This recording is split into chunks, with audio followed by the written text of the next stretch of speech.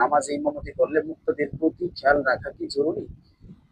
জি, ইমামের প্রতি এটা জরুরি, যিনি নামাজ পড়াবেন তার জন্য এটা জরুরি, তিনি মুসল্লিদের প্রতি খেয়াল রাখবেন। এ ব্যাপারে বুখারী ৭০৩ নম্বর হাদিসে আসছে, ইদা সাল্লা আহাদুকুম লিন-নাসি ফালইখাফফিফ ফাইন্না মিনহুমুদ দাঈফা ওয়াস-সাকিমা ওয়াল-কাবীর ওয়া ইদা সাল্লা আহাদুকুম লিনাফসিহি ফালইউতাউইল মা শাআ। আল্লাহ রাসূল সাল্লাল্লাহু আলাইহি সাল্লাম বলেন, আমাদের কেউ যখন মানুষের নামাজের দায়িত্ব নিবে অর্থাৎ ইমামতি করবে, সে যেন সেখানে সহজ করে। সহজ করার অর্থ হলো সেখানে অবস্থা বুঝে নামাজ আদায় করে, নামাজে ইমামতি করে, অর্থাৎ ফালিখাফিফ, সে যেন সেখানে সহজ করে, অর্থাৎ ফাইন্না মিনহুমুদ দাঈফ ওয়াস-সাকিম ওয়াল-কাবীর, কেননা সেখানে দুর্বল, অসুস্থ এবং বৃদ্ধ মানুষরা থাকে।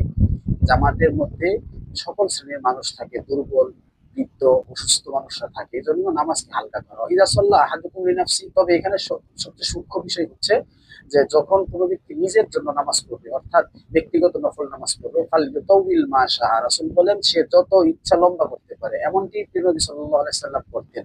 অর্থাৎ ফরজ নামাজের ব্যাপারে সকলের রিয়ায়াত করলেও কিন্তু নফল নামাজের ক্ষেত্রে যে যত ইচ্ছা, যতটুকু ইচ্ছা বেশি পড়তে পারবে।